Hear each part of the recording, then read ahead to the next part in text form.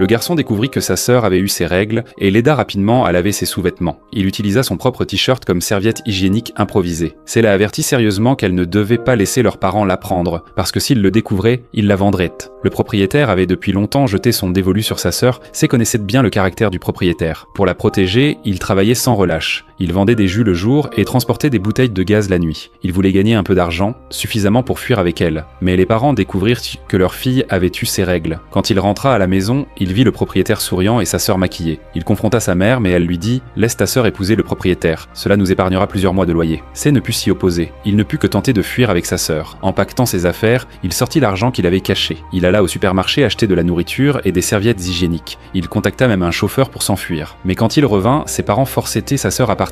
C, furieux, tenta de s'opposer à eux pour la première fois. Il fut roué de coups. Son père prit la jeune fille, l'attacha à un scooter électrique et l'emmena chez le propriétaire. Les frères et sœurs furent séparés, peut-être pour toujours. C était rempli de rage et complètement déçu par sa famille. Il décida de fuir la maison. Il monta seul dans un bus et commença une vie de vagabond. Quand il avait faim, il mangeait dans les poubelles. Il refusait la charité des étrangers, car il savait que dans ce monde, il n'y a pas d'aide gratuite. Il déchira les vêtements d'un mannequin. C'était sa façon d'exprimer son désir d'affection et sa protestation contre l'injustice du monde. Sei continua à errer, cherchant du travail partout. Il demanda un emploi pour laver la vaisselle dans une pâtisserie et il demanda aussi à un pêcheur s'il avait besoin de compagnie. Ses efforts dérisoires étaient sa façon de s'accrocher à la vie. Personne ne voulut l'embaucher, personne n'osait le prendre. Affamé, il se retrouva devant une boutique. Il eut la chance de trouver une personne gentille, même si ce n'était qu'une aide temporaire. Peu après, il rencontra une femme noire. Il voulut lui demander un peu de nourriture, mais elle ne répondit pas. C'est la suivie. Elle vit en l'enfant une version d'elle-même et lui offrit un travail, s'occuper de son bébé. La femme, Raji, était une immigrée illégale d'Éthiopie. Elle avait travaillé comme domestique pour une famille riche, mais son petit ami l'avait abandonnée. Elle était tombée enceinte sans être mariée et par peur d'être expulsée, elle avait démissionné. Sa chambre était pire que la maison de Seit, mais il était heureux. Il s'occupait du bébé avec dévouement. Pendant ce temps, Raji cherchait quelqu'un pour lui faire un faux permis de séjour. Le propriétaire d'une boutique, avide, voulait lui acheter l'enfant. Il demanda 1500 $ pour le document et en plus, il insinua qu'il pourrait garder le bébé. Mais Raji n'était pas comme les parents de Sei. Elle refusa catégoriquement. L'homme ne lui donna qu'une semaine de délai.